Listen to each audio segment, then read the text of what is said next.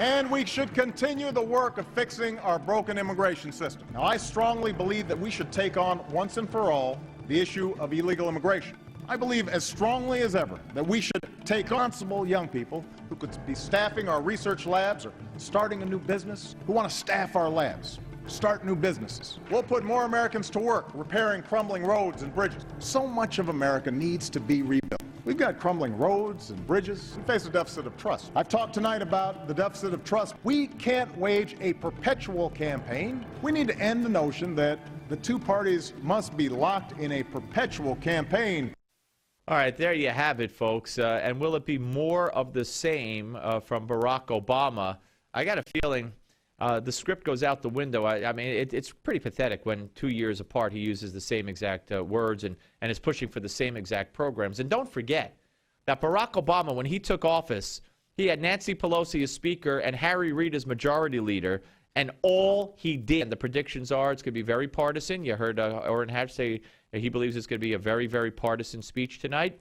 I couldn't agree more. I think it's going to be an angry speech, a partisan speech, a blaming speech, a speech filled with the same populist rhetoric that he's been using lately, you know, in an effort to divert attention away from the problems that he's created in this country, certainly, with the food stamp rolls swelling and the welfare rolls swelling and the unemployment participation rolls dropping. And, you know, it's not a pretty picture and not a pretty country right now that he's ruling over.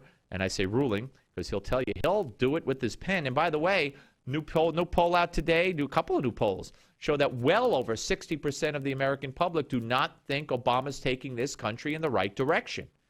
And I say, whew, thank goodness that a majority, overwhelming majority of Americans would think that. So we could throw all this around if Flavia Colgan, Democratic Strategist, joins us, as I believe she is going to do. And we welcome Flavia Colgan. Hello, Flavia. Well, hello. How are you? I'm out here in sunny California. You know, it's people like you when I have from California or Florida who like to rub it in my face because it's zero here. Well, I am sitting poolside at the famous Sunset Marquis Hotel where some of my favorite albums have been recorded, and we had a little bit of a miscommunication. I thought I was on 4 o'clock my time. So I'm just sitting here relaxing, but I'm excited to be talking to you about something so important. Well, I'm glad you're on, and I hope you don't disturb the poolside people there too much. But that's it. I'm going to get a kick out of it. All right. So what do you expect tonight? I mean, you know what we've heard so far from the experts and what they're predicting, and we've gotten inklings of the speech is Republicans bad, me good, and I'll use my pen. Right. Well, you never know exactly what to expect, and I have to be candid. Not being in politics anymore, I'm far more interested in how these ideas get executed and people having backbones than what they say, because talk is cheap.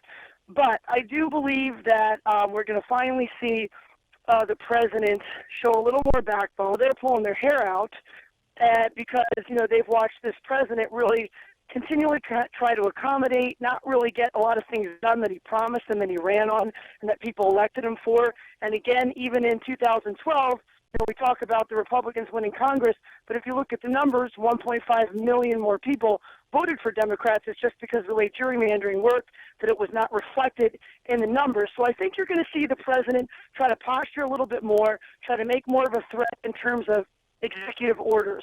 So he's going to say, listen, I still want to work with you guys. Please, Congress, please, let's start to work together for the good of the American people. We have to get things done. We do pay them, by the way. We pay them a salary to accomplish things, and neither one of them, Democrats, Republicans, Tea Party, none of them seem to be getting anything done. So I think the president, if he's smart, is going to use his bully pulpit, and he is going to say, listen, I want to work with you guys on health care, on unemployment, on income inequality, on green jobs, on creating new jobs, on all of these very important issues. But if you guys are going to work with me, and since you guys have basically declared that you don't want to work with me, and this is not like back in the days of Tip O'Neill and other times where people really reached across the aisle, guess what? I'm going to start using the power of the presidency. I'm going to start doing executive orders, and not just these random ones that I do that are insignificant.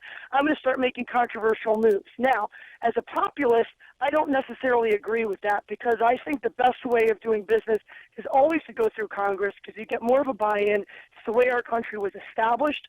It's the way I think that it should work.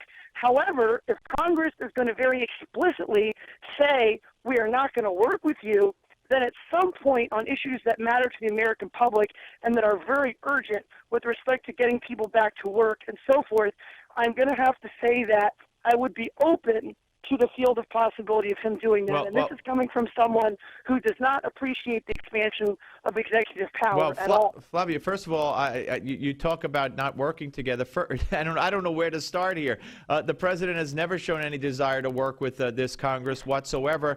When it came to the debt crisis and the budget crisis, he, in an unprecedented fashion, said no negotiations, period, which has not been the case with every other president. And you talk about Tip O'Neill.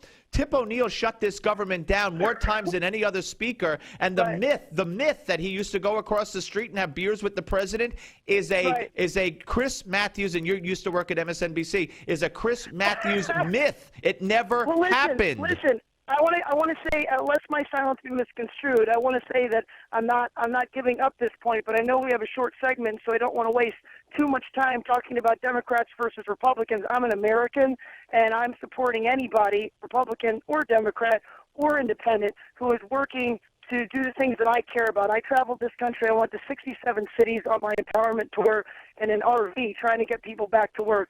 And I'll tell you this, people aren't Republican and Democrats. They're Americans who are desperate for health care, desperate for jobs. And I think one of the things that the president is going to talk about, and I'll be curious to see how he delivers it. Of course, it didn't work when John Edwards used it, but this very powerful argument of income inequality. There was a time in this country where CEOs made 50 times their workers. They now make 500 times Flavia, their you're workers. right. We have a short segment. Listen, I hope you come back real soon, and we'll get the times. Pool, I'm jealous. Thank you very much. We'll speak to you soon.